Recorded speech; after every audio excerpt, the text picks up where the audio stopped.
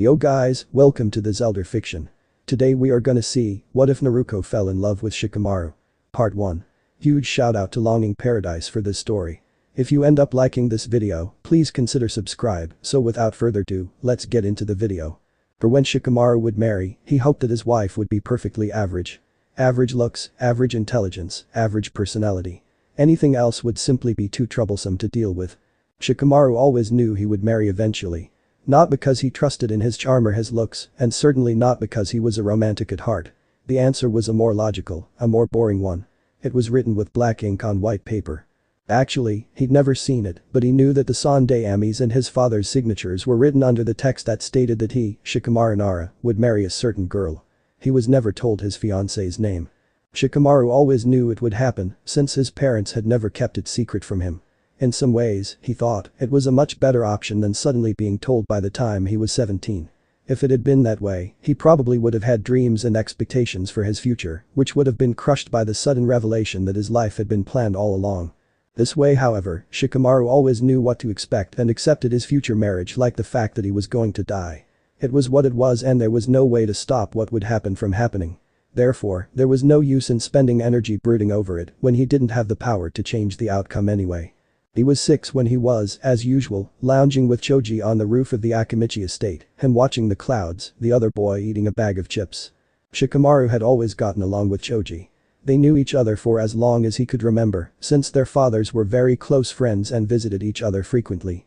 Choji was uncomplicated, nice and, unlike many other kids their age, calm and not too troublesome. From their current resting place they could spot 2 figures turning around the street corner. Even though they weren't in close distance, it was easy to recognize them as Ino and her father Inoichi by their platinum blonde hair that was fairly rare around Konoha. Shikamaru groaned. Inoichi probably had something to do and his wife was busy as well, so he brought Ino to the Akimichis to be taken care of.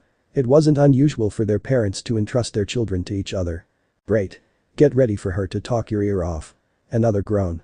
Choji grinned. Shikamaru knew that the boy didn't mind Ino as much. He always believed her heart to be at the right place. It didn't change the fact that she was annoying though. As the 2 figures came closer, Ino's nagging voice became gradually louder. She sounded like she was complaining about something, again. Knowing her, she was probably whining about having to spend time with them. After all, she didn't like their company any more than Shikamaru liked hers. They simply weren't compatible at all. He closed his eyes, enjoying the vanishing silence while it lasted. Ugh, I can't believe I have to spend my time with you guys, again. Rumors saying Sasuke will be at the playground, but here I am, stuck with you too. Another point on his wish list for his future wife. Please do not have an obnoxiously high voice. He'd somehow started to keep track of things like that. Whenever he'd experience annoying behavior, he couldn't help but think about his future wife possibly having the same traits. Still, he didn't actually want to set any expectations for his fiancée. He didn't want to be disappointed when she'd turn out to be anything but what he could tolerate. And him tolerating her was the best case scenario. He didn't want to think about the more likely one. Isn't Sasuke going to start academy this year, too? Choji asked and scrunched his empty bag of chips into a ball. Great, encourage her even further. Ino started a long speech that they both droned out. By the end of it Choji sighed wistfully. I wonder whether Ruka's joining, too. Ruka was the friendly confectioner's daughter whose family had a shop near the Akimichi estate. Probably not, her parents are civilians, Shikamaru mused. If I hadn't been born into the clan I wouldn't be planning on becoming a shinobi either. Ino grinned beepily. Feeling cranky cause you'll be forced to hang out with us normal kids. Hey, who knows, maybe you'll find the love of your life like I did with Sasuke. Shikamaru kept his features neutral. Unlikely, he retorted. You mean because of your fiancé? Choji blurted out. Shikamaru whipped his head around, his gaze pinning his friend down with fierce anger. The other boy threw his hands over his mouth, as if that would take back the words he had spoken. Oh god, I'm sorry, Choji stammered. Shikamaru relaxed and let his features slide into their usual nonchalant state. No point in getting upset now. Not only did it require energy, but it also wouldn't change what had already happened. He knew that Choji slipped that piece of information on accident. What? A high-pitched voice screeched. He had almost forgotten about Ino's presence. You're engaged. He suppressed his urge to groan. Great. He shrugged. It only caused Ino to become even more agitated. What does that mean? Are you engaged, or aren't you? He averted her eyes. Yeah, I am engaged, he admitted quietly while being painfully aware of how awkward that sounded coming from the mouth of a 6-year-old boy. What? With whom? Since when? She questioned excitedly. Shikamaru sighed. Damn. At least he didn't have to couldn't actually tell that. No idea. Since I was a baby. If possible, her eyes seemed to enlarge even further. What do you mean no idea? She's from another village, okay? I don't know her. She was quiet then, trying to process what she'd just found out. But why? Shikamaru shrugged. The next time he was at the park not to play with the other hyperactive kids, but to escape his mother and lie on the grass while watching the sky was probably 1 week after. He immediately noticed the other children and their parents gazing at him carefully. They, or at least the parents, tried to be subtle about it, but he could sense their eyes on him. Then, someone finally seemed to gather enough courage to speak up. Shikamaru idly acknowledged that he was an Inuzuka. What was his name? Kiba, he remembered. Hey Nara, is it true you've got a girlfriend? It was so blunt, it was almost funny. Hinda, he answered. No point in hiding it now, obviously everyone knew already. Konoha was a big village, but it was a village nonetheless, most people knew each other. I told you to keep your mouth shut, Ino. Great. The buzz died down quickly. But in the few weeks it lasted, Shikamaru became trashy gossip material for the whole town. When the whole ordeal came out, everyone was baffled. He didn't believe that all reactions were completely honest. At the very least, the clan heads, the council and other political leaders in the village must have known of the arrangement. After all, his fiancée came from another village. To assume that his father would organize something like this without giving those people a heads up was a little naive. Sure, they were currently at peace, but that didn't mean that anyone trusted each other on any level. Each village had spies in other villages and everyone knew it. It is more than possible that the girl he had to marry was being raised to send information on Konoha to her hometown. After all, she had no reason to be loyal to Konoha, on the contrary, she was probably livid at having her life planned ahead by a couple of strangers. That would mean that the higher-ups in Konoha consider her important enough to risk this probable threat. Everything pointed to this being a result of political scheming. But that wasn't why the villagers were so surprised when they heard of Shikamaru's engagement. Arranged marriages were archaic, something that belonged to the past. Only very traditionalist and conservative clans still organized them if they were strictly necessary. Now the Naras were known as a rather laid-back family. It could only mean that this marriage somehow played a role when considering the bigger picture being village affairs. In no way concerned this matter only the families involved. The only explanation that Shikamaru could think of was that, for some reason, Konoha wanted to get this girl to come and stay in Konoha. Marrying her off to the clan heir whose family wasn't only influential but also deeply loyal to the village was a perfect way of assuring that. Interesting. Shikamaru was intrigued already. He was 12 years old when he finally graduated from academy. However, he knew that his graduation didn't mean that he had become an actual genin yet. After all, it didn't take a genius to recognize that most of the students who had supposedly graduated returned to the academy some days later and stayed there till the next graduation exams. That was why he waited until he was assigned to a team and met his new teacher. When they had finally passed Asuma-sensei's test, too, he decided to make his move. When he entered the compound he saw his father sitting on the timber floorboard of their terrace playing shogi with himself. Shikamaru walked over and sat down cross-legged at the other side of the board. After contemplating for some time, he finally moved the stone on his side of the board and met his father's eyes. Shikamaru had always respected him. Not only because of his intelligence that the man was renowned for, but also because of the decisions he made as the head of their clan and as a father. It must be hard, holding all of these positions and titles. Shikaku, however, had always kept a level head and made smart moves.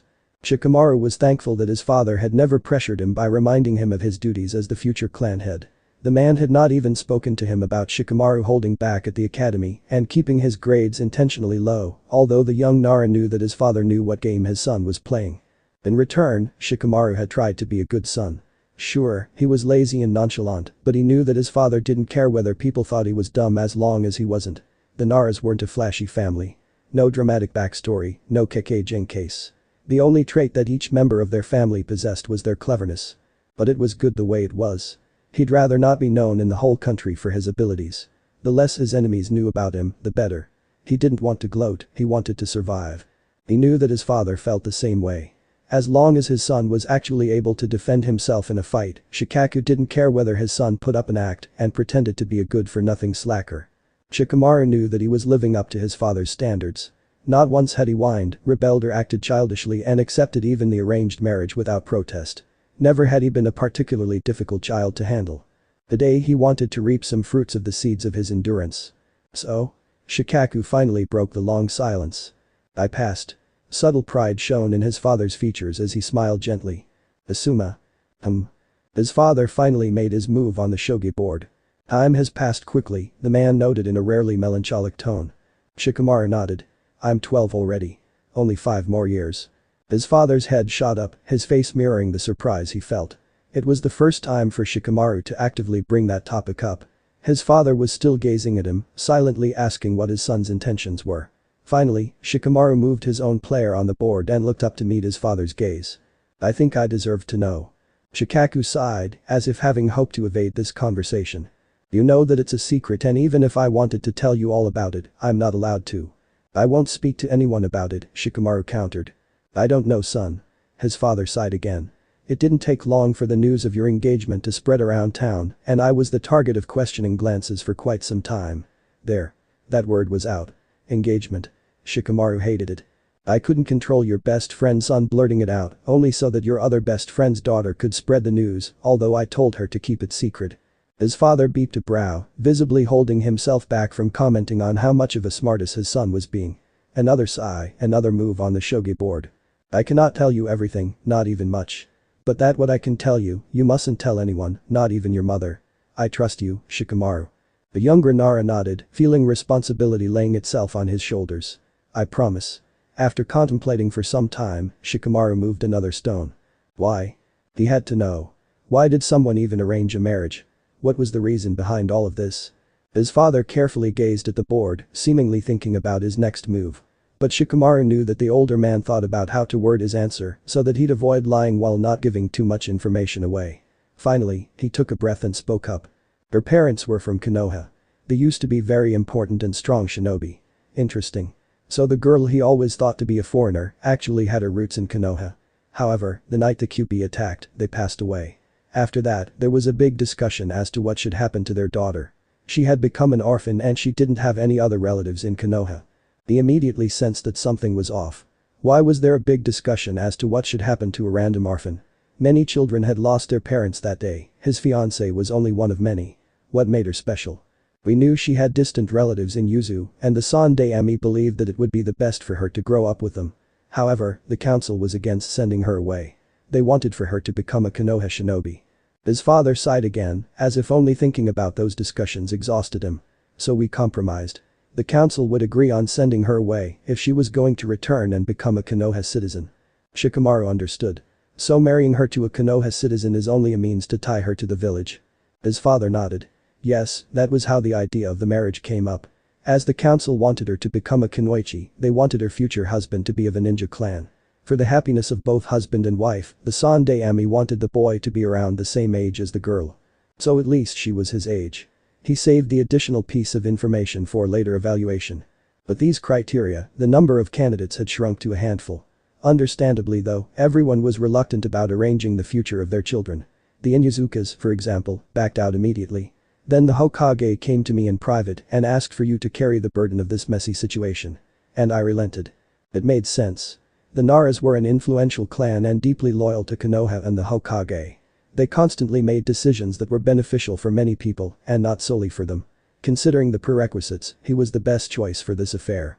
He couldn't see his peers taking an arranged marriage as good as he was. But there was one question that wouldn't leave his mind. Why did the council want to tie her to the village? His father had mentioned that her parents were talented shinobi, not that that meant anything. Although genetics played a role, they didn't determine anything after all. Just because her parents were good shinobi didn't mean that she would become one as well. Unless she had something like a Kekkei Genkai. If that was the case, if her Kekkei Genkai or whatever made her desirable as a ninja was some extinct trait, it would make sense for the council to try and get her into the village. But if she was that important, then why even go through all the trouble of sending her away? Shikamaru knew that politics didn't care about a single girl's happiness when her misery served the benefit of Konoha. He knew that his father wouldn't answer these questions, though. The information Shikamaru had received had been worded deliberately vague. His suspicions were confirmed. That's all I can let you know. Even what I've just told you is a secret that I shouldn't have talked about. Shikamaru looked him in the eyes. What he was going to ask his father was a needless question, one that didn't hold any meaning. There was no use in knowing the answer, yet he couldn't help but wanting to know, anyway. What's her name? Shikaku frowned slightly, his voice became reluctant. Shikamaru. At the very least, I'd like to know the first name of the girl who's going to be my wife in less than 5 years. His voice was unusually bitter, his words harsh. He felt a little bad about guilt-tripping his father in order to gain information. Obviously the man hadn't agreed to this whole arrangement lightheartedly. But hey, no one even asked about his opinion, and he'll be the one getting married. Shikaku sighed. Naruto. Naruto. Suddenly the whole situation seemed too real. Before, his future wife had just been an unknown person, a vague concept, his wedding ages away. But only the presence of a name suddenly gave the anonymous girl an identity and made him realize with full force, I am going to marry Naruto in less than 5 years. He kept silent for a while after that, gazed at the shogi board, but didn't really see anything. Shikamaru, help me with the bags. His mother was standing in front of the gates, 2 big shopping bags in each of her hands. He looked at the board again and then at his father. I guess we'll finish that another time. Come on, Shikamaru. Run. Run. Said boy wasn't near the group that consisted of 3 people, but he could probably hear the loud voice of Ino Yamanaka clear enough. Asuma grinned. He liked his team, and he knew that each of them would become a formidable ninja one day, although only one of them got to participate in the final battles of the Chunin exams. That was why the teacher was determined to train his student. Currently Shikamaru was only warming up by running laps, but even that seemed to exhaust him. When he finally closed distance to the group of 3 he was panting loud enough for them to hear. Shikamaru, you have to work on your speed and stamina. Your strategically gifted mind gives you a great advantage at battles, but it will only bring you so far, Asuma chided. The boy rolled his eyes. If it was up to me, I would stay at Genin and weed gardens till the end of my days. So troublesome tiredly he collapsed on the field of grass. Ino accusingly pointed her finger at him. Hey, you aren't even done yet. Don't you dare lose that battle. You have to win for our team. The Nara, not seeming to get more motivated by that comment, sighed in an irritated manner. Think of it this way, Choji argued, if you win now, you don't have to participate at the next Chunin exams, at least. If you lose, you have to go through all the stages of the exam again. Shikamaru raised his eyebrows. That actually makes sense. Groaning, he stood up and half-heartedly began to run again. Asuma snorted. Great. We motivate him by promising him to laze around later. He knew that his student had the capacity to become a strong shinobi. Just looking at how far he had come without even trying was proof of that. Ino rolled her eyes. I really feel sorry for the poor girl that has to marry him. He'll probably be the kind of husband who never does any chores, leaving his wife to do all the work. She sighed. Men. Choji smiled. I think if he loved her, he'd gladly help and wash the dishes or something. Asuma began to laugh. Yeah right. He knew the kids grew up and matured, but he simply couldn't imagine Shikamaru being lovey-dovey with anyone. Neither could he picture a girl being that way with Shikamaru. Briefly he wondered what type of women the boy would even be interested in. Beauty or strength didn't impress him, and it was rare that someone could keep up with his intelligence. Either he found women to be boring or he thought they were too troublesome. I have to agree with Ino on that, Choji. Shikamaru doing chores voluntarily. Sooner he'll stay a bachelor forever. Ino whipped her head fast enough around for her ponytail to bop up and down. What? Asuma relented. Nah, you're right. Even if he didn't want to, he'd probably get pressured into getting married. He's the only clan heir, after all. Although the Naras aren't too uptight, they wouldn't want their clan to die out just because Shikamaru was too lazy to go on a date. He laughed, trying to disperse the tension on Ino's face. Choji chose that awkward moment to speak up. Sensei, could it be that you don't know? Asuma became even more confused. Know what? Finally the girl seemed to recover from her nonplussed state of mind. Know what? Know about Shikamaru's engagement, of course. At first, Asuma didn't quite register what Ino had said. He had to roll the words through his mind a couple of times for them to sink in. Engagement. Unconsciously he opened his mouth in bewilderment and let his cigarette fall on the ground. Choji nodded sympathetically. You really didn't know. What engagement? Since when? With whom? The boy resumed on eating his chips while rolling his eyes. Wow sensei, you really have to catch up with village gossip once in a while. This is old news. Before the man could answer Ino butted in. The other villages are probably more aware on what's going on in Konoha than you are, sensei. How didn't you know? Asuma grinned apologetically.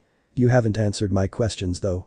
The girl sighed as if having told that piece of information many times already. She is the gossip queen of Konoha, after all. He's been engaged ever since he was really small, an infant only. But Shikamaru's never met her, at least that's what he says.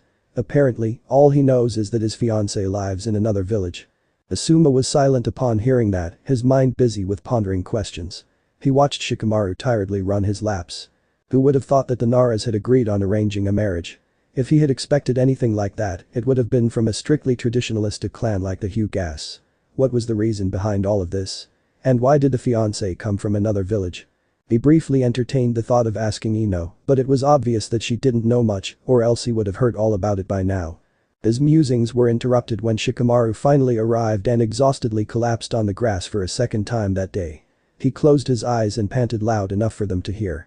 "Shikamaru, quit lazing around," Ino yelled passionately. "Let him have a short break," the teacher interrupted, "and do some stretching. I want you to spar with him after that." After that day's training session had finally ended, Asuma had invited his team to a barbecue once again. Although Shikamaru told them that he'd rather go home and rest, the teacher had argued that he'd need nutrition, especially proteins, for his muscles to develop. Thereon the boy had relented and had accompanied them to the restaurant. After they had finished eating dinner, they were ready to return to their homes. As usual, they kept on walking through the streets together until Ino was the first one to go her own ways when they approached the Yamanaka estate. Then Choji returned home. At the end, only Shikamaru and Asuma were walking down the familiar road. The sun had almost completely vanished, the sky was only slightly illuminated. When they arrived at the crossroads where the teacher would normally take a turn to a different street, he kept on walking by his student's side in the direction of the Nara estate instead. If Shikamaru was confused by that, he didn't let it show. The boy lifted his head to watch the stars emerge behind a layer of clouds.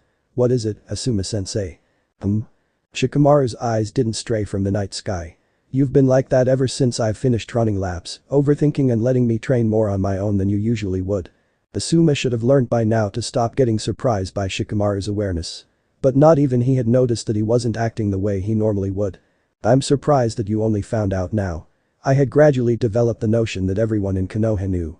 Asuma raised an eyebrow, continuing to play dumb. "What do you mean?" The student rolled his eyes in exasperation. "As if you don't know. The engagement, of course." The sensei grinned guiltily. "What was it that revealed me?" That look of pity mixed with curiosity.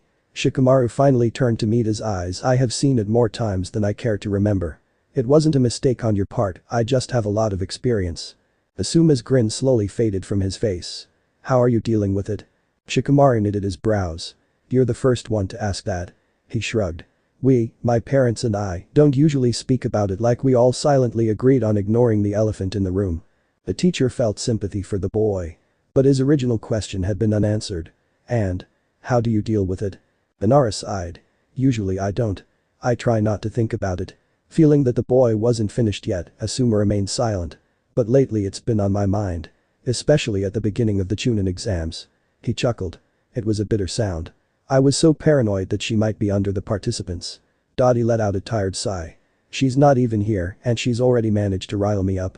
Asuma was careful to keep his face neutral. It was rare of Shikamaru to speak about his feelings this openly. Evidently the whole ordeal must have been pretty stressful on him. "That's what women do. You shouldn't be too hard on yourself though.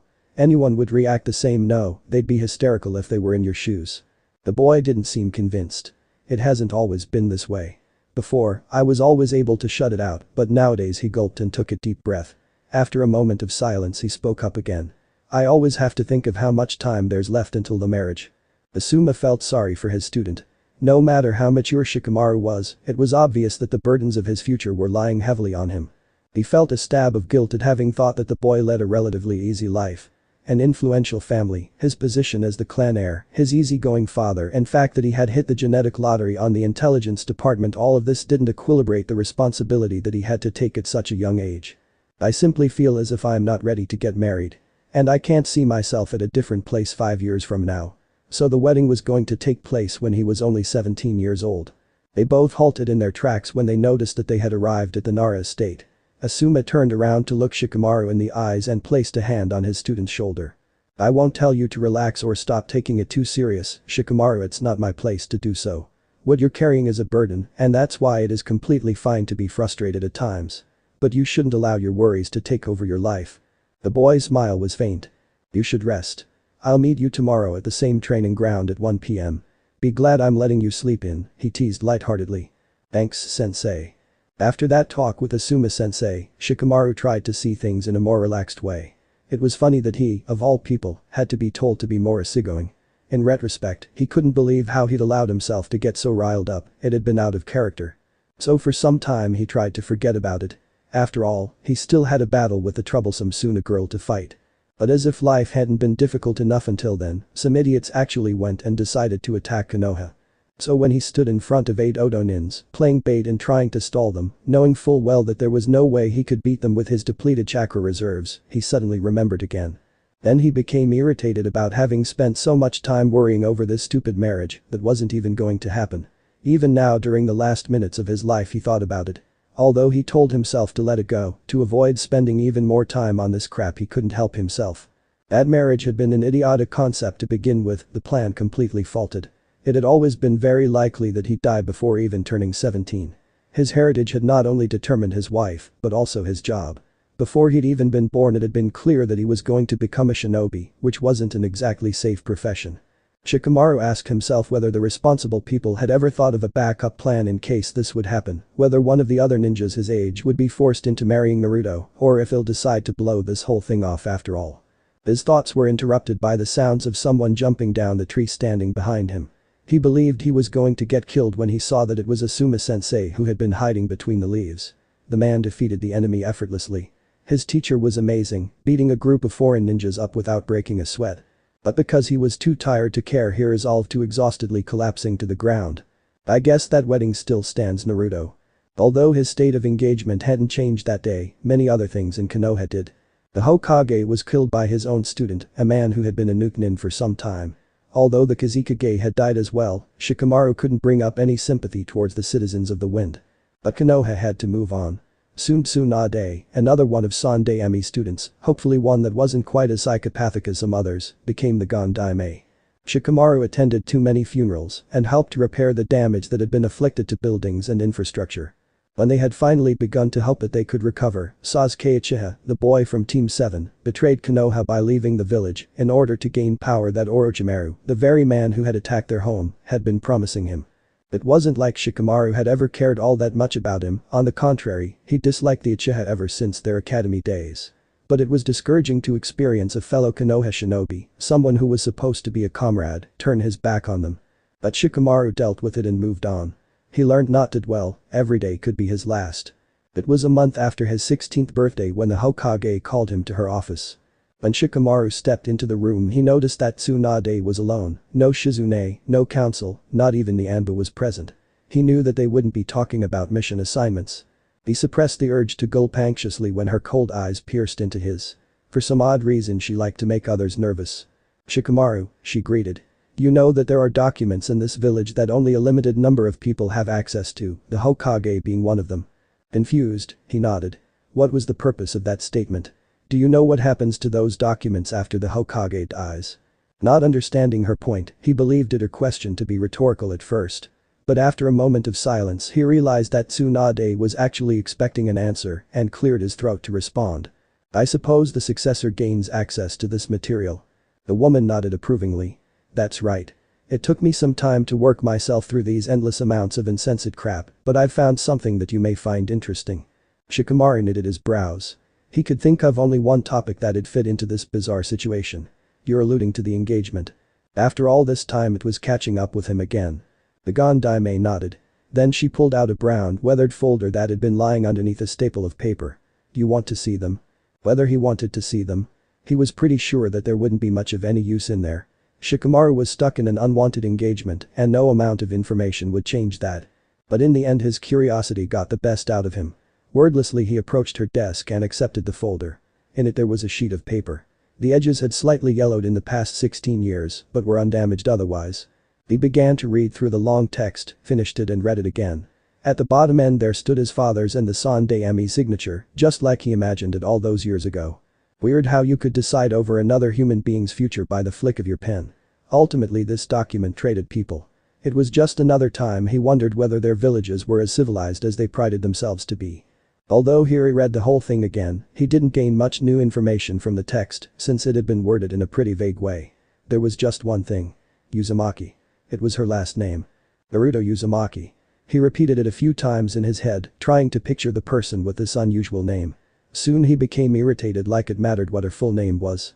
She was going to be Naruto Nara in a year anyway. He tried to feel resentment against Naruto Uzumaki because he couldn't express any towards the Sandaime or his father. They were the real target of his anger. But he was known for understanding when a fight was lost. There'd be no point in rebelling because he didn't have the power to prevent the set future. But when he read through the text, those mere words that had doomed his life forever, he couldn't prevent the bitterness from arising inside of him. Appalled, but with a straight look on his face, he laid the folder back on Tsunade's desk. She was staring at him with a rarely seen sympathetic look in her eyes.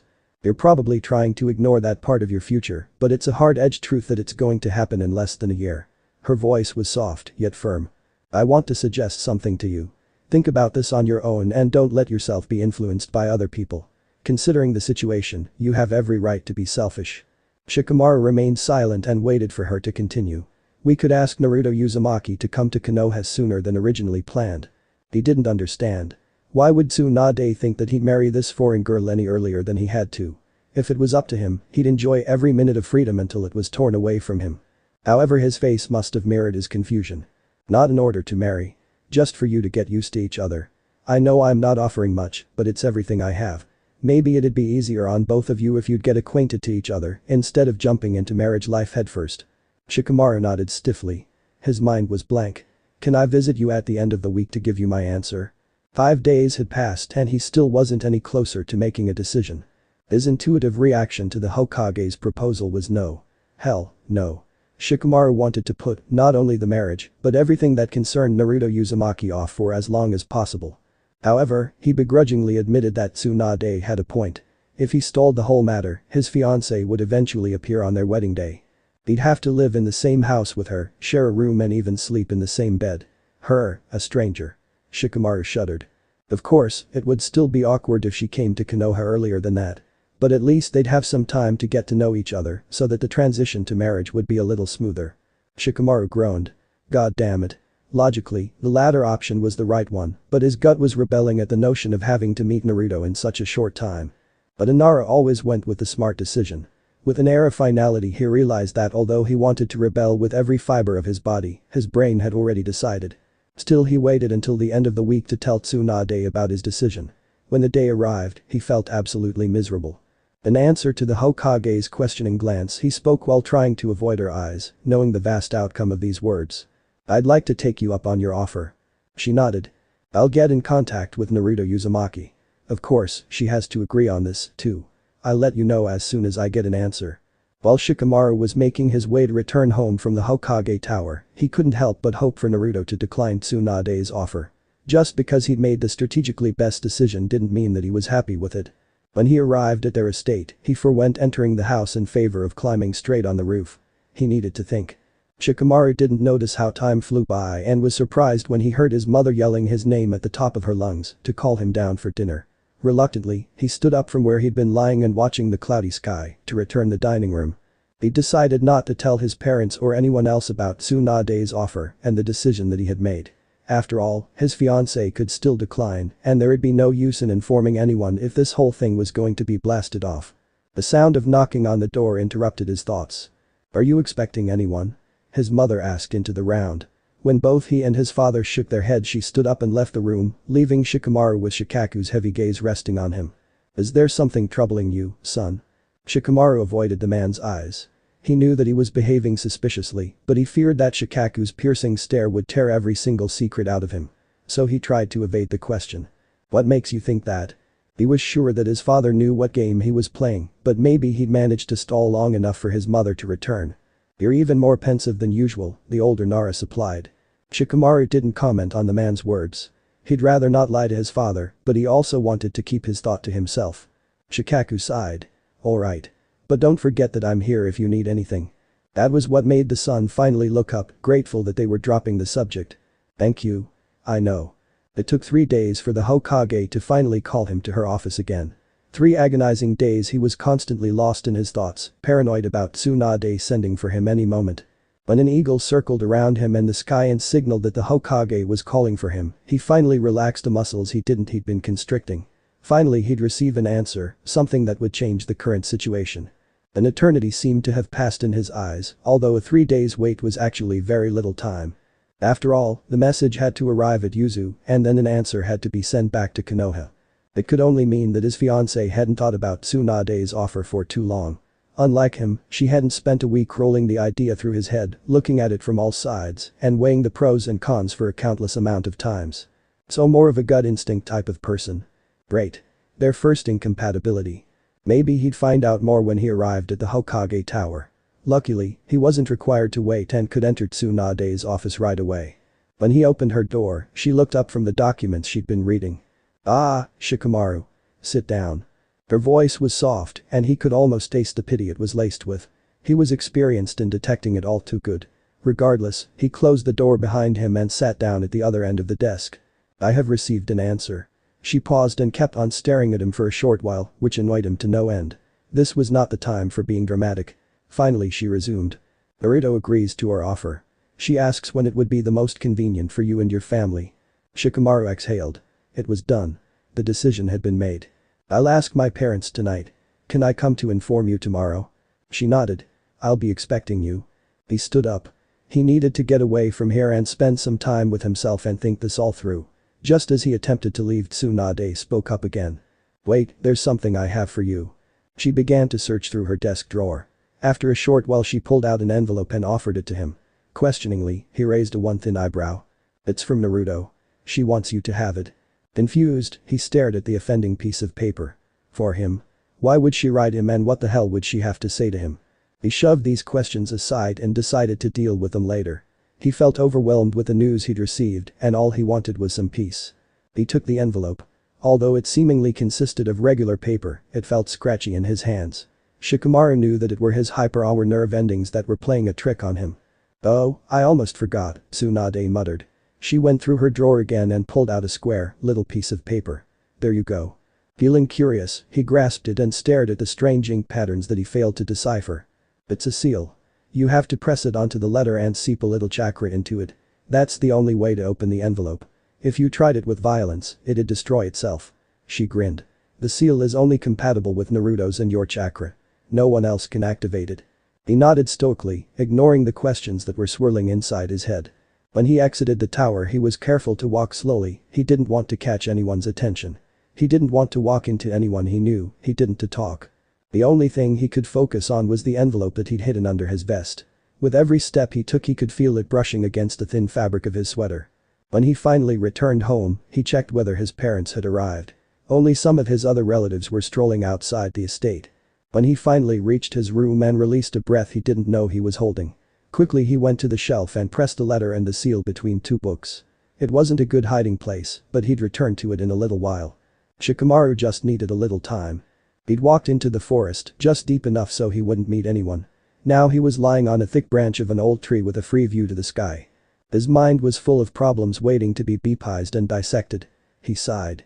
First things first. He decided to deal with these questions step by step. So the first problem at hand was Naruto agreeing on coming to Konoha. His feelings towards that hadn't swayed, and he'd still been trying to avoid their first meeting for as long as possible. But he knew that this was the best solution for everyone involved. Yet he couldn't help but feel nothing but dread when he realized that the die has been cast now.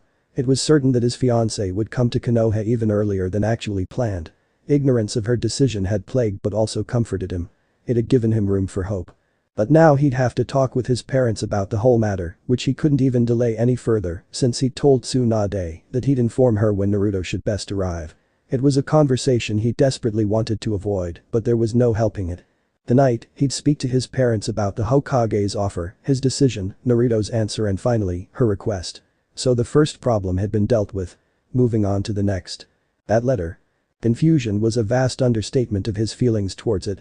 Shikamaru wondered why she'd even bother sending a letter. It wasn't like they had anything to say to each other because they didn't know each other at all. He frowned. That led to the question what the content could probably entail. Obviously, he could simply open the envelope and read that damn thing. But until now it seemed like learning anything about this girl only resulted in more problems. Shikamaru groaned. "Who are you, Naruto Uzumaki?" After he realized how much time had passed in the woods, he made his way to return home, just in time not to miss dinner. "Well, hello stranger, didn't think we'd be seeing you today," his mother greeted sarcastically. Ishino Nara valued family dinners, even more so since Shikamaru was being assigned with a rising number of missions in the last years. She meant well. Shikamaru couldn't decide whether he should be annoyed with her aggressive attitude or be relieved about being able to put that conversation off just a little further. Shikaku chuckled and watched his son fondly. "Isn't it the end result that counts? He is here. The rest shouldn't matter." I've lost track of time, Shikamaru answered truthfully. And the Hokages called for me, he added on an afterthought. Better be over and done with it. He sat on the chair facing his father and took the plate that his mother offered him. He'd never be able to finish the food that was stacked on it. His frayed nerves had killed every sense of appetite he might have had otherwise. What for? Another mission assignment. Your last one wasn't that long ago, she remarked. Shikamaru played with his food by pushing it from one side of the plate to the other until he gave up and looked his mother in the eyes. The Gondaime wanted to talk about an offer she made to me less than 2 weeks ago. His parents inquired him with curious looks. Well, what was it about? Yoshino asked. Assuming it isn't confidential, Shikaku added, always the politician. Shikamaru took deep breath. She offered inviting Naruto over earlier than planned. Taking their silence as an indication to elaborate, he continued. I accepted it. He shifted his eyes to look at his father. Then she asked Naruto and she agreed, too. Tsunade wants to know which date would fit you both the best. For several seconds nothing was said. Unsurprisingly, Yoshino was the first one to speak up. I guess we should decorate one of the guest rooms first. The wall color has faded and since she's gonna stay for a while we should freshen that up. Take care of that. I'll look into some matching curtains and a rug. Probably should take about 3 weeks with how lazy you are. Shikaku. Shikamaru could sympathize with his father's dumbfounded expression, although they should have learned by now to expect this. Because that was what Yoshino Nara always did. She didn't overthink or be pies like her husband or son, she simply reacted. 3 weeks should be fine, his father agreed when he finally gathered his senses. Shikamaru nodded in understanding. Can I leave? I'm not hungry. With a deep sigh Shikamaru leaned against the white porcelain and let his body relax in the hot water that filled the broad bathtub. He was at ease knowing that no one would bother him in the bathroom. That was the reason why he had picked this place for gathering the courage to read Naruto's letter. With still dry fingers, he reached for the envelope and the seal that he had lain on the ground before filling the tub. Following Tsunade's instructions, he pressed the little piece of paper on the envelope and seeped some of his chakra into it. Suddenly, the places that once had been glued together separated themselves. A spark of excitement shot through him. He paused. Excitement? That was ridiculous. He wasn't a kid getting his first love note. Well, he hadn't gotten a love note before and this girl was his fiancée, but still.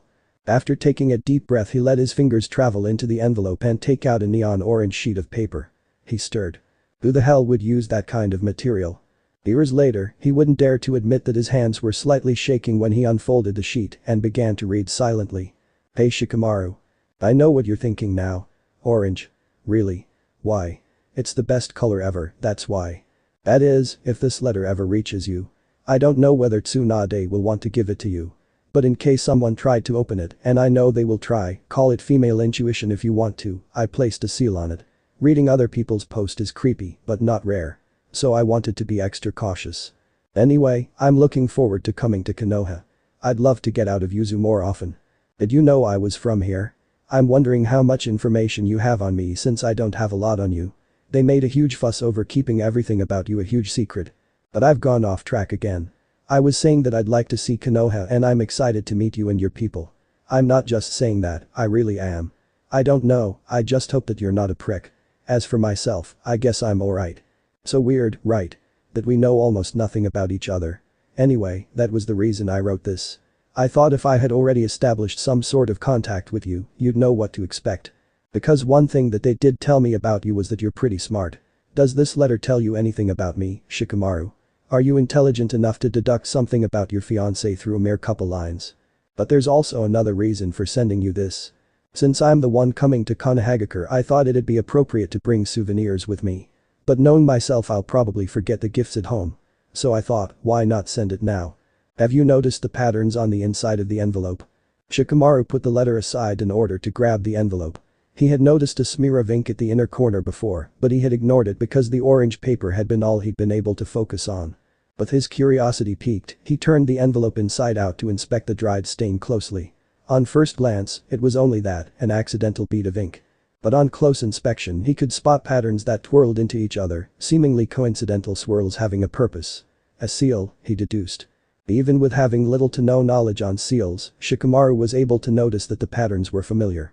It could only mean that this was a more common seal, or else he wouldn't recognize anything. Going over the possibilities, he deducted that this was most probably a storage seal. He picked the letter up again. It's a storage seal, as I'm sure you've noticed. Seep some chakra into it if you haven't already. He did like he was told and focused some chakra into the small seal. Suddenly an orange, scrunched up piece of paper popped out of the inky patterns. Rolling the ball between two fingers, he noticed that there was something inside that the paper was wrapping up. When he unwrinkled it, a little green gem-like stone appeared. It was beautiful. Although the edges were uneven and bulky, the faint white swirls against the dark green gave it an oddly elegant look. String was drawn through the self-made hole on the upper part of the stone. A necklace. Shikamaru grasped the letter again. It's pretty, isn't it? I found the gem while I was traveling with my sensei near the mountains. He said it's a moss agate. I don't think that it's particularly expensive, but it's supposed to enhance chakra levels and healing abilities. Now I don't really believe in that sort of thing, but even if it worked, I don't think I'd need it. Maybe you'll find it more useful. At the very least it's nice to look at. Anyway, we'll see each other in some time. I'll expect Tsunade to inform me. Till then, goodbye. Naruto Uzumaki. Shikamaru stared at the green gem and groaned. Whatever he had expected this letter to be, this wasn't it. It was as if some outside forces had handpicked Naruto to become his future wife, just to throw him off balance. After taking a deep breath he started to beep-eyes. Her writing style was jovial and sloppy, comfortable as if she'd known Shikamaru for years. What was even stranger was the content. I'd like to see Konoha and I'm excited to meet you and your people. Was she lying? Trying to lull him into false comfort to win his trust and get information on Konoha. It was a valid concern because her writings were nothing if not suspicious. Nobody would look forward to come to the village that had doomed your future. He didn't trust Naruto Uzumaki. So he picked up the letter and reread the whole thing again. One particular passage stuck out to him. Does this letter tell you anything about me, Shikamaru? Are you intelligent enough to deduct something about your fiancé through a mere couple lines? It was almost a taunt, Shikamaru realized. She was teasing him. For the umpteenth time in his life, but with much more fervor than ever before, he asked himself who the hell his fiancé actually was. His head started to hurt when he faced the biggest enigma at hand. The necklace. Why did she send it? Could it be that? Carefully he laid the stone aside. Shikamaru doubted that she'd dare to do it. Still, it wasn't completely amiss to consider that she might have laced her gift with some sort of substance. Riding like a happy-to-go friendly girl only to get him to activate the seal and infect him with some sort of toxic material. Confusedly, he attempted to beep-eyes the letter again. The one thing that stood in stark contrast to the rest of the contents of the envelope was the handwriting, more like calligraphy really. It wasn't sloppy and confusing like her words, but it wasn't girly or pretty either. No unnecessary swirls or attempts to make it look cute. No, it was simply incredibly neat. Shikamaru groaned and let his body sink even deeper into the warm water. Everything about Naruto Uzumaki was a big puzzle. An interesting puzzle, a voice in his head supplied. He brushed it aside. Tomorrow he'd go to the Hokage and let her know that his fiancé could arrive in 3 weeks from now. Then he'd find Shizune and let the stone be inspected by her to make sure that it wasn't laced with any substances that didn't belong in there. Shikamaru closed his eyes. That was everything he could take, he was tired. The next day at breakfast his mother asked him and his father with which color they should paint the guest room with. Every girl likes pink. So why not go with pink? His father answered nonchalantly. It was obvious that he couldn't care less which color they chose, but he wouldn't dare to say that to his wife. What if she isn't a girly girl? Shikamaru countered. He didn't really know why he even bothered arguing, but that's what Yoshino made the Naramen do. Discuss over pointless matters. He could feel that his father was close to rolling his eyes. Then go with green. It's neutral. Tomboy or princess, it fits everyone. Shikamaru stood up and carried his dishes to the sink. I have to go inform the Hokage. I was supposed to meet her today. He headed towards the door but halted at the threshold. In an afterthought he added, take orange. His mother raised her eyebrows as she stared at him suspiciously. Why orange? Shikamaru shrugged and escaped. After speaking to Tsunade, he was assigned a B-rank mission right afterwards. It wouldn't start till 5 hours though. That's why he decided to use that time to search for Shizune before packing his supplies and meeting up with his teammates. When he finally found her while she was going through some documents in the hospital, he asked her to run some test on the gem. She took the offered stone and stared at it with curiosity. Can I ask what for? I just want to make sure that there's nothing that doesn't belong in there, he answered evasively. The doubt in her expression was clear for him to see. No shit. But you know that the services of the laboratories are not open to public. Shikamaru wanted to groan. Why did she have to be difficult? It's for the well-being of Konoha. He knew he was laying it on thick, but luckily it convinced her nonetheless. Shizune sighed and put the necklace into a little plastic bag that had been lying nearby. You'll have to wait though. It'll be ready in a week. Satisfied, Shikamaru thanked her and returned home to pack. But his mother wasn't very happy about his sudden departure. But what about the paint? Shikamaru didn't know why it was so important how the damn wall was painted, but he didn't want to start a fight over it. Besides having no time, those fights always ended up with his mom as the victor. There was no use in fighting if you were going to lose anyway. I'd end the rest. I'll deal with it when I'm back, he answered swiftly and made his way to meet up with his team. They were traveling for 3 days when he finally decided to ask his teacher something that he had been wondering about for some time. Asuma-sensei. Toji and Ino turned around to listen to what he was saying when Asuma grunted questioningly to encourage him to go on. These vendors who are selling all these gems which are supposed to affect your health positively and enhance your chakra levels, those things aren't valid, are they? Shikamaru. Ino screeched, I can't believe that you're getting lazy enough for you to consider something that dumb instead of getting your ass up and work out. But Shikamaru didn't pay her any attention and resorted to staring at his sensei who seemed to be lost in his thoughts. Well, Asuma began, more often than not, the stones that vendors are selling at souvenir shops won't be affecting anything since they're faked. But supposedly there are some gems that have just the right amount of certain minerals to have a positive effect on the human body. But that effect is only minimal, I can't imagine that you'd really feel a valid change, even if you were in the possession of a real gem. Shikamaru nodded. He had been thinking about the moss agate, the letter, the seals and Naruto in general for a while now. That girl had already managed to turn his life into a nerve-wracking mess, and he doubted that her actual presence would bring any clarity. Actually, he couldn't remember the last time he just leaned back and relaxed. For some time even before Tsunade's offer, he'd been tense with the knowledge of his approaching marriage. That's why he expected Naruto's arrival with dread and anticipation. Dread, because he feared that his life would become even more difficult than it currently was. Anticipation, because he hoped that her presence would finally solve all these puzzles that were occupying him. But that wasn't the only reason. Although Shikamaru wanted to deny it, there was another thing that made him feel excited over his fiance's arrival. She had not reacted the way he had expected her to. She was interesting and he was intrigued. That girl already had him on the hook just because she was so damn good at surprising him. Who are you, Naruto Uzumaki? He couldn't count how many times he had asked that question. Not that he was sure whether he truly wanted to know an answer. His fiancée had become a walking enigma by going against everything that she should be doing. Just when Shikamaru finally thought that he'd caught up with her, she effortlessly pulled a move to catch him completely off guard. He sighed and muttered, troublesome, before jumping towards the next branch. 18 days until her arrival, he reminded himself. Shikamaru returned from the mission only to discover that his home had been turned upside down while he was away. His relatives had all fled, probably to escape the wrath of the Nara matriarch, who was currently furiously scrubbing the windows of the main house. When she spotted her son, her eyes lightened up. Ah, Shikamaru. Finally. Go take care of that paint. Without a comment, he entered the house where his father had been apparently bullied to scrub the kitchen counters. Shikamaru raised a brow, a wry grin on his face. Isn't that a little bit over the top? The house already had been cleaned before. His father's face fell. Your mother wants everything to be completely perfect for when she arrives. Shikamaru groaned. He could understand that Yoshino was probably nervous, but making such a fuss over the state of a completely fine house was troublesome. That's why he lazily took a shower, changed his clothes, and finally escaped through the roof. No way in hell he would spend energy by helping to clean an already clean house. The days passed faster than he expected them to. Meanwhile, his mother eventually managed to capture him and forced him to paint the godforsaken walls. Surprisingly, his parents really had bought orange paint, although it was fortunately not the obnoxious neon orange that Naruto used in her letter, but rather a soothing pastel tone.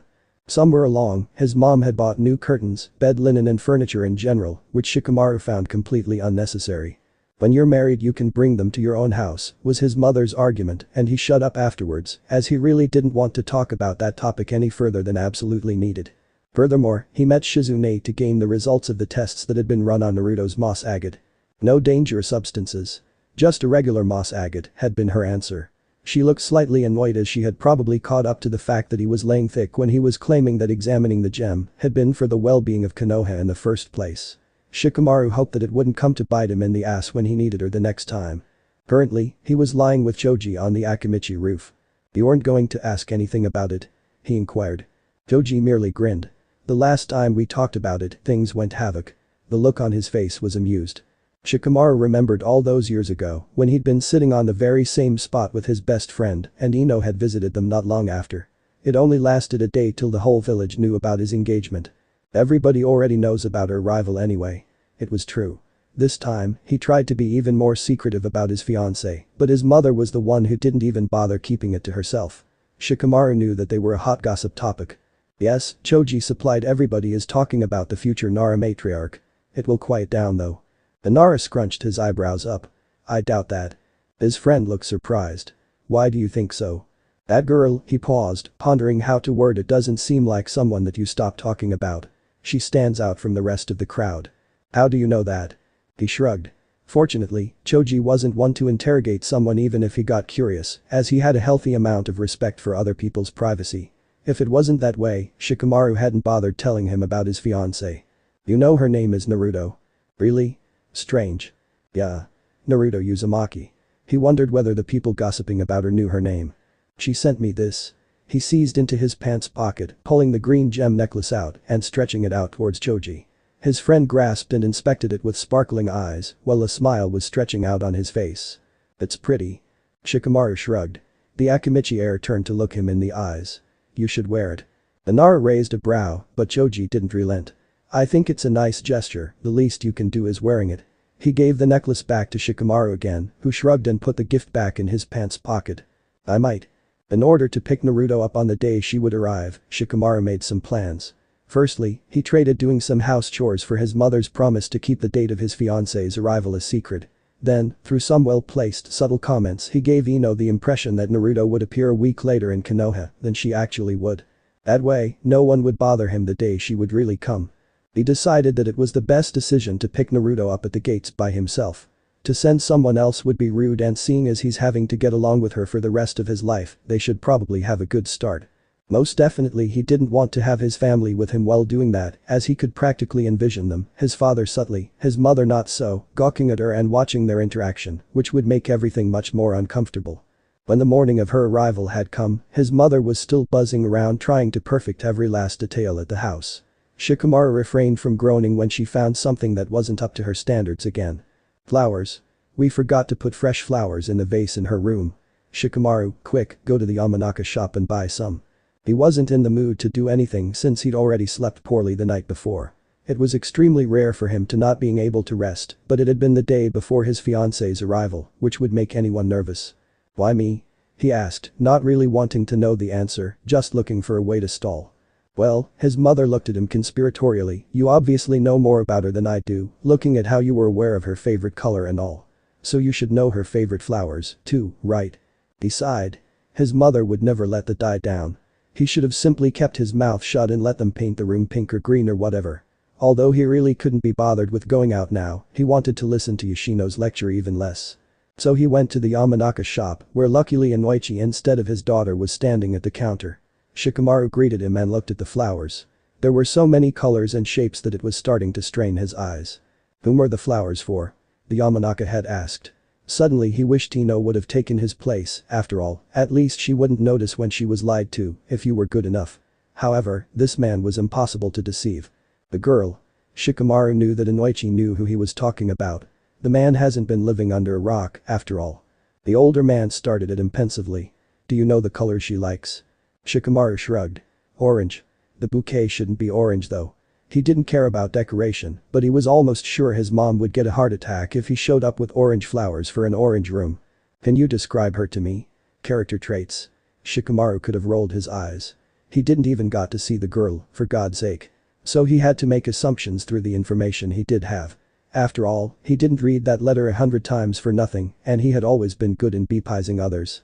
I suppose energetic, impulsive, optimistic and friendly. He stopped himself from saying intriguing. That wasn't a character trait. He put his hands in his pants pocket and played with the green gem in it. And he searched for the word that would describe what he thought of Naruto when he read those lines in the letter that stood out the most. Does this letter tell you anything about me, Shikamaru? Are you intelligent enough to deduct something about your future wife through some lines? Foxy. You can bet your sweet ass I am. Fortunately Inoichi didn't interrogate him any further and started putting together a bouquet. Shikamaru didn't quite understand what system he was following, but at the end, he could spot many daffodils and an occasional baby's breath and some red flowers which he didn't know the name of. Even though he knew next to nothing of arranging flowers, he recognized that the bouquet gave of happy vibes, the heavy yellow color making it seem like a ball of sunshine. The Yamanaka sure knew what he was doing. It was 5 p.m., and Shikamaru had been waiting at the gates for half an hour, since the Hokage had assured him that Naruto would appear around that time. He'd been pondering how much contact Tsunade and his fiancée actually had that made the Gondai always know where the girl was.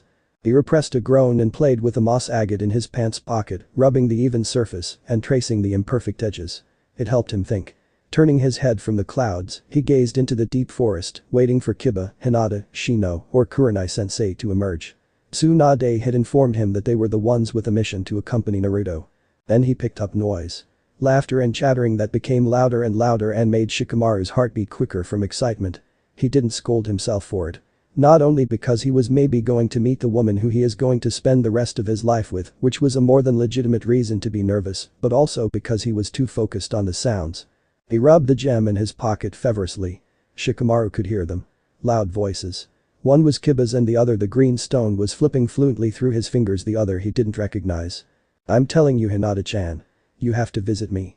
If not, I'll come myself. You are my new best friend after all." The voice wasn't particularly high or girly, it was oddly scratchy. "What? I thought we were best friends, Naruto-chan." "Kiba," he recognized. "She is my best girlfriend, Kiba. Also, I don't see you being near as cute as Hinata-chan is." Shikamaru wished they would already come out or go away altogether. He feared the gem in his fist would crack. Then, he could spot the first ones emerging through thick woods. Kurenai-sensei first, and behind her Kiba and Naruto. Shikamaru immediately knew that it was her, even if another person would have come claiming to be her, he knew it was that girl right behind Kiba and next to Hinata that was Naruto. He never put any real effort in envisioning her before. Why should he? She wouldn't end up looking the way he'd imagined anyway. But seeing her, it was clear that this had to be her. The blonde hair that reminded him of the daffodils that now stood in her new room and gleaming blue eyes were the first features he noticed. They were almost a mirror of how he described her character to Inoichi. Energetic, impulsive, optimistic, friendly, she was finally near enough for him to see a bright grin on her face. "Foxy. Hey Shikamaru. What are you waiting for?" It was Kiba who was talking, but the Nara couldn't tear his eyes of the blonde girl behind him. Said girl's grin morphed into a toothy smile that threatened to split her face into two. "Shikamaru." She called in that loud, scratchy voice of hers, her tone cheery, as if she had met a good friend after a longer time. It was then when Shikamaru remembered certain lines of her letter that didn't seem important when he first read it, but now made him realize what they really meant. "I thought, if I had already established some sort of contact with you, you'd at least know what to expect." Yes, it almost felt like he knew Naruto a little. Their first encounter had already been made through that letter, and it irked him that she had thought of possibilities beyond him by writing it in the first place. Shikamaru wouldn't even entertain the ideas that she had gone through. He steadily looked into her cobalt blue eyes. He couldn't help himself. He smiled. Only a little and faint in comparison to hers, but it was there. Although he thought he knew how he would react when he was faced with Naruto, reality was the complete opposite because Naruto herself had reacted in a way he hadn't calculated. She was a riddle that he still hadn't solved. As if she was challenging him. "The games are on, Naruto." "Huh, Naruto-chan. You know the Nara. I thought it was your first time coming to Konoha," Kiba interrupted his train of thought. Luckily, Kurenai butted in before Shikamaru and Naruto were forced to elaborate on the whole matter. "Let's go guys. We have to report to Hokage-sama." She ignored her former student's indignant spluttering and nodded to Shikamaru once, acknowledging him.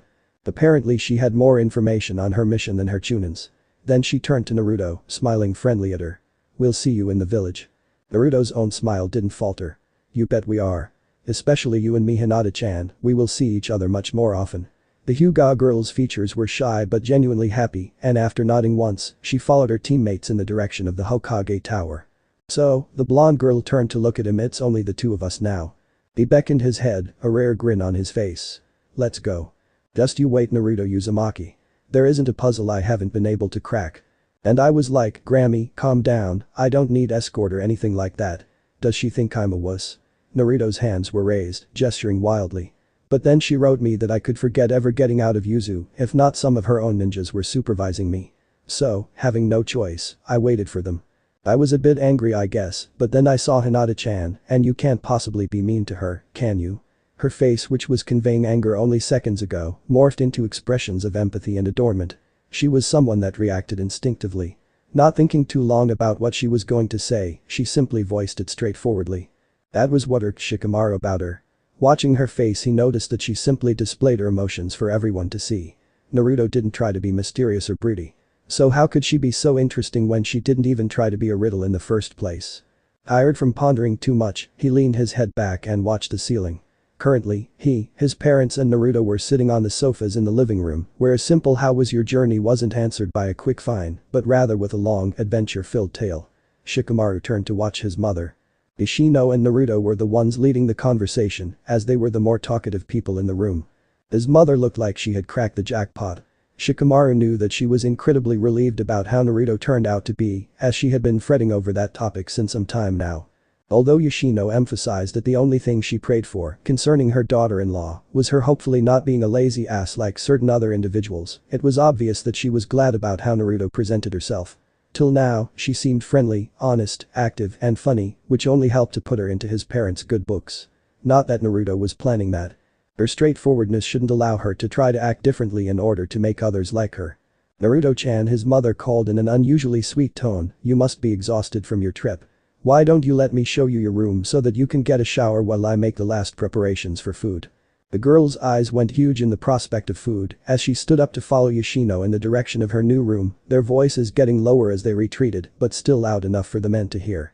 Sighing, he sagged further into his seat as he felt his muscles unwind and relax. He was relieved. This first meeting hadn't been as awkward as he thought it would be because Naruto unknowingly didn't allow it to go into that direction. She was uncomplicated in a way that made her easy to be around with, but complicated in a whole another way that kept Shikamaru interested. He turned to look at his father, whose facial features seemed to mirror the relief Shikamaru was experiencing. In the middle of this tricky situation, the young Nara hadn't been attentive enough to notice his parents worrying about it as well. "Wow, this looks great. How did you know that orange is my favorite color, or is this coincidental?" He grew alert as he listened to Naruto's loud voice. Oh, it was Shikamaru's idea. He even painted the room himself. Really? How did he? Please don't talk about it must be because of that letter I sent. Shikamaru suppressed the urge to groan and kept a stoic facade. He could literally feel his father's smug look fixating him from where he was sitting. His parents were never going to let this die down because letter from your fiancé sounded simply too close to love letter, which it hadn't been. And he painted it himself. That's really sweet. Shikamaru played with the gem in his pocket, trying to overcome his uneasiness. He couldn't think of the last time his actions had been referred to as sweet. "Yes, my son tends to be like that, very committed." His father snorted and tried to smother his laughter. Shikamaru rolled his eyes. He couldn't remember the last time he had been called committed either. Probably never. "Oh, you even bothered with flowers. They are so pretty. Shikamaru will be happy to hear that you like them." He insisted on buying them personally. Okay, this was simply getting ridiculous. His mother was almost acting like she was trying to set them up, which was pointless, considering they were already, engaged. "Really? That's so thoughtful." Naruto sounded amazed. "Yes, he is quite the gentleman." It was then, when his father couldn't hold his laughter anymore. Shikamaru tuned him and the female voices out. When Naruto emerged from the shower, his mother had set the table. Shikamaru couldn't help bepising every single one of her actions. They were going to live together after all, might as well get to know something about his future wife. Her absence had only lasted for about half an hour. Considering that her hair was very long, reaching her waist, it should take longer to wash. Still, she didn't take long in the bathroom and probably didn't fret over what to wear, or else more time would have passed. Presumably, she didn't give much thought to how she appeared like someone like Ino would.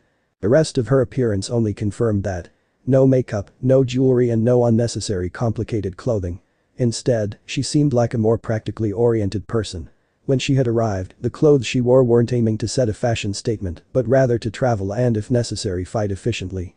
Even now, the dress she changed into was simple, loose, comfortable, but Shikamaru could acknowledge that pretty. The only fact that didn't quite fit into the equation was the long hair, which was now flowing down her back. It wasn't practical, got in the way in a fight, and was generally more troublesome to handle and care for. His mother seemed to be focused on it, too. "Naruto-chan, your hair looks so beautiful. Was it always this long?" They had sat at the dinner table. Naruto smiled. "Nah. It was really short when I was little, not even reached my shoulders because I thought it was too annoying to handle. But then." Shikamaru hoped that whatever persuaded her to grow the hair out was vanity. That was what others would do. A boy saying her that long hair was pretty, the hairdresser claiming that the look suited her, something like that. "I went traveling and kind of forgot to let it cut. After some time my sensei told me that I resembled my mother more with longer hair." She shrugged, apparently slightly embarrassed. "Since then I keep it long, although it's hard to handle." Of course, it had to such an explanation. He refrained from groaning. Why couldn't Naruto Uzumaki be predictable once? His mother however looked like she discovered a halo on top of Naruto's head. The next day he woke up to laughter. Blearily he lied in his bed and listened to the chattering of his mom's and another girl's voice. Her voice was scratchy, he noticed, and then remembered Naruto. Enjoying the peaceful, sunny morning he drifted in and out of sleep until he woke up by a gentle hand on his arm. It wasn't hasty like his mother's or big like his father's hand. Shikamaru opened his eyes only to be met with blue. "Come on, sleepyhead. I'm going to the village with or without you, but if I get lost it will be your fault." She laughed, sent him a last look and exited the room. Weird to interact with her in such an intimate atmosphere. He distantly remembered promising her to show her around the village yesterday. Hurriedly, he stretched himself and changed into his usual attire in order to go into the dining area. Yoshino and Naruto were still talking lively, which made Shikamaru question where they pulled out all these topics of conversation. However, maybe his mother will be in a better mood more often from now on, which would make his life much easier. Or she would at least start sending Naruto to wake him up on a regular basis. A gentle hand was surely more appreciated than his mom's shouting. When he arrived, he noticed that his father was missing. He was called to an early council meeting. His mother commented on his questioning. After they had breakfast together, with freshly pressed Naruto Uzumaki orange juice, as the blonde girl insisted on repeating, they cleaned up. It was one of the rare times he got away with moving deliberately slow in order to tidy up as little as possible, since his mother's hawk eyes were focused on her future daughter-in-law, who was telling some story again. "Come on, Shikamaru." She grabbed his shoulder, the wide smile ever present on her face. "Show me Konoha." He sighed. "Everything." She laughed. "And more." He turned to his mother. "We'll be returning late." Then he went about playing guide in the center of Konoha. Fortunately, Naruto adapted to his lazy stride as they walked through the main street. He scratched his head. "You should have taken my mom with you. She could have shown you better around than I." Naruto grinned knowingly. "Don't try to sell yourself short. You're making a good job." Shikamaru raised a brow. "Really?" She nodded, a serene look on her face. "How couldn't you? It's your home." For the tour, Shikamaru guessed that it was the best idea to first show the girl the most important place of the village. That's the Hokage Tower. You'll mostly need to go there when the Hokage asks for you, or you simply want to get assigned for a mission. After the mission you go report there and receive your paycheck. Naruto stared openly at it. It reminded Shikamaru of a question he was planning to ask. "Do you know Hokage-sama? She always seemed to be informed of what you're currently doing." She turned her look from the tower to him. "I've only met her personally once. I don't know how she's now, but when Sensei and I encountered her she was a goner. Gambling all of her money when she wasn't drinking it." She shrugged. "And then she went and became Hokage." Shikamaru grinned. "Yeah, embarrassing life story." "Really?" She looked pensive and then, as if determining something. "I don't think so. It makes you believe that no matter how much of a bum you are, you can become big." He couldn't help but laugh silently. "Don't let her hear that you called her a bum." After the Hokage Tower, Shikamaru quickly calculated how to show Naruto the village in a way that would exert him as little as possible. As soon as he made a plan, he first took her to the marketplace, then the shopping district, and even, on Naruto's insistence, to Red Light District. It felt awkward to go to that place at stark, sunny daylight, but the blonde girl seemed impressed. "Why so interested?" She huffed. "In Yuzu there is nothing." Then she rolled her eyes. "Not even a Red Light District." He chuckled. "That's Yuzu's loss." He went into the other direction. "Do you want to see the training grounds?" In response she turned around quickly that her blue dress swayed in the wind. "Are you kidding?" "Of course I want to." He started walking with the blonde girl following close to him. As soon as they entered the main street where more people were walking, he noticed the villagers turning around to look at them when they thought he wasn't watching. Sometimes they didn't even try to be subtle and just blatantly stared at them. It had been like that all day. Obviously, the reason for that could only be the Uzumaki walking next to him. Shikamaru didn't suspect that the villagers really knew who she was yet, although it shouldn't be hard to deduct. Soon enough word would get out. He turned to look at Naruto, who either didn't notice the people's stares, masked her feelings well, or was so used to the looks that she didn't spare a thought on it. Shikamaru believed it to be the last, since he could imagine her being stared at most of the time. When he had told Choji that he believed that Naruto stood out from the crowd, he had referred to her behaviorisms. But he had come to realize that not only her personality, but also her looks, made her stand out like a sore thumb. Not only did she have blonde hair, blue eyes and tan skin, which was rare to find in Konoha, but also her hair was blonder, her eyes bluer, her tan more bronzy than anyone he had seen here before. She was more intense in every aspect of her appearance. "Those are the training grounds." He was pulled from his thoughts only to realize that they had already arrived at their destination. He nodded. That's number 1. But there are over 50 in total. Her eyes widened. Are they all that big? He shrugged. Or bigger. They mainly differ in their environment. Some are rocky, others are surrounded by a sea, and others are in the middle of the woods. That way you can not only practice with different material, but also train for different scenarios. Awed, the blonde started walking the path as he followed her to watch the familiar training grounds. Then they passed a field where people were practicing. That's it, my youthful students. Embrace your inner fire. Well done Niji, I see improvement in your speed. Shikamaru could have groaned. There was no more troublesome team than the one of Mito Guy. Tenten and Niji were alright, but Guy and Lee were too annoying to handle. It wasn't surprising that they were training together, since the two younger males kept their rivalry concerning Taijutsu up, even though they weren't genins anymore, which was probably the reason they were sparring again. Hey, who? With the speed that Shikamaru normally only used during missions, he pressed his palm on Naruto's lower part of her face to keep her from talking. Even if Guy and Lee were currently shouting, Naruto could be loud enough to be heard too, and the last thing he wanted now was the attention of those two lunatics. That's why he pulled the blonde girl towards him so her back was pressed against his chest. He lowered his mouth to reach her ear and whispered. Be quiet, alright. Her hair smelled slightly of strawberries, he noticed as he felt her face warm up. She nodded slightly. So he pulled his hand away again and allowed her to turn her face around. He beckoned his head and grabbed her wrist to steer her away from the training grounds. Once they were safe, he let her go. She watched him with big eyes, the bright blue unnerving him. He grew a little uneasy and seized into his pants pocket to play with the gem in it. Are you hungry? She should be. The day was slowly coming to an end, and their last meal had been the breakfast they had at home. She smiled and Shikamaru relaxed as her expressions became familiar again. Can I choose? I guess. After all, I am a gentleman, he answered wryly when remembering his mother's words from yesterday.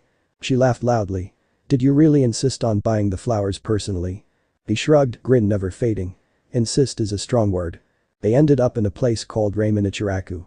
Shikamaru didn't know it very well apart from the fact that they apparently made the best ramen in Konoha, which was what Naruto insisted on eating. Hey Shikamaru. He turned to face the blonde who was slurping her noodles down. Who are the guys on the rocks? He raised his brows.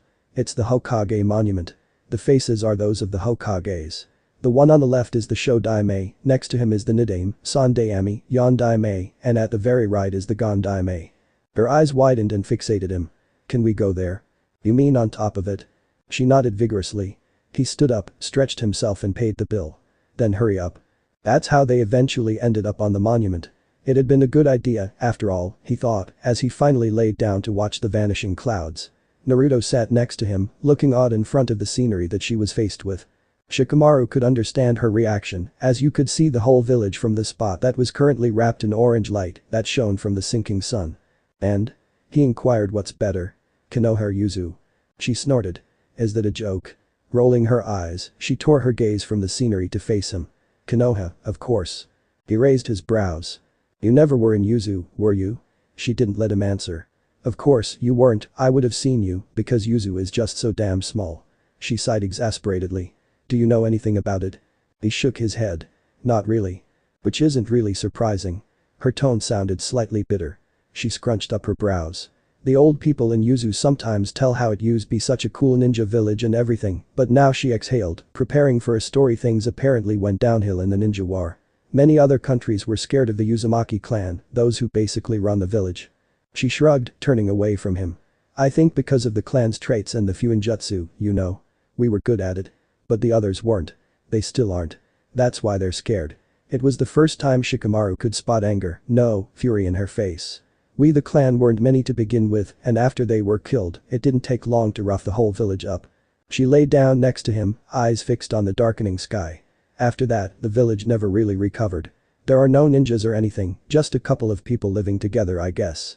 Shikamaru was interested. They had never learned anything about Yuzushi Agakure at the academy, and he had been too lazy to look something up in the library. A question formed in his head. Isn't that dangerous? When there are no ninjas, there is no one who protects the village. Is Yuzu prosperous enough to pay for the service from ninjas of foreign countries?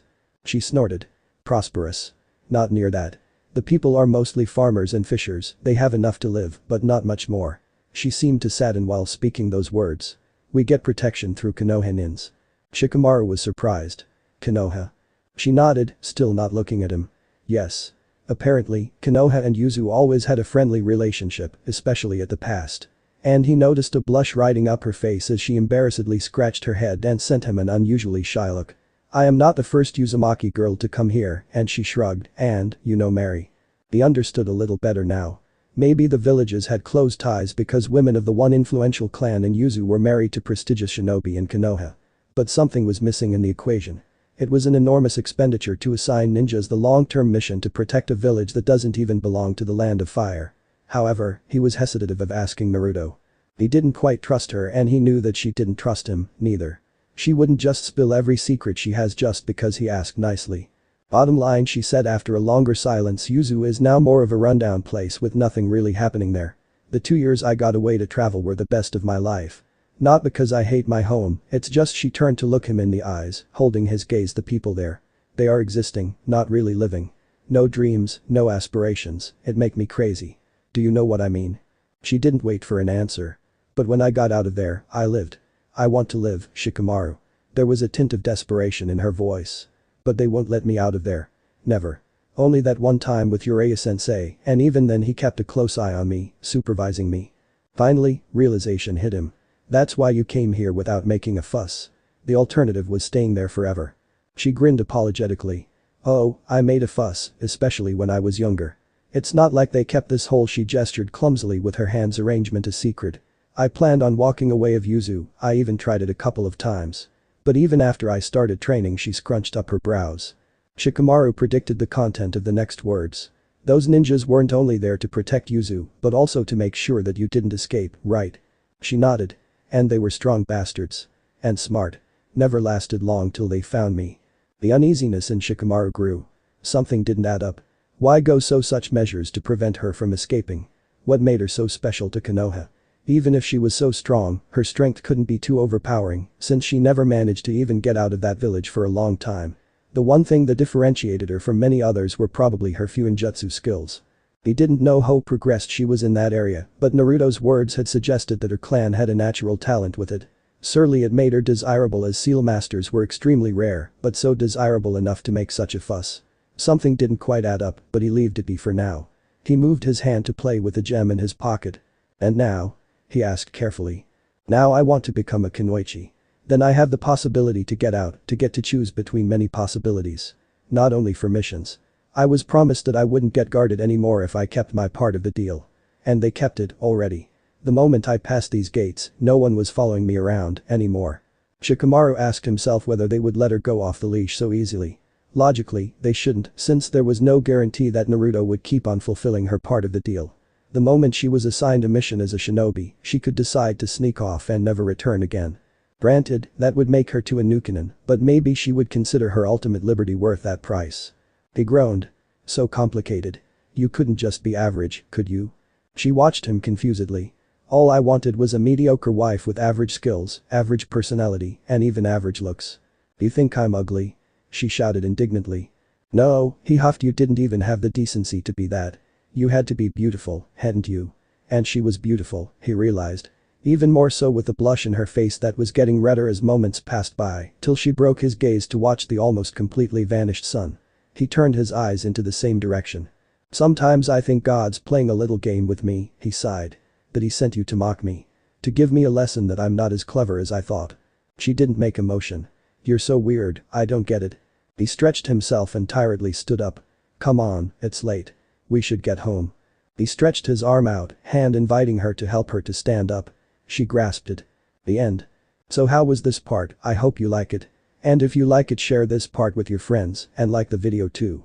And don't forget to subscribe our channel for daily awesome fanfiction. Okay, it's time for me to go. Bye bye.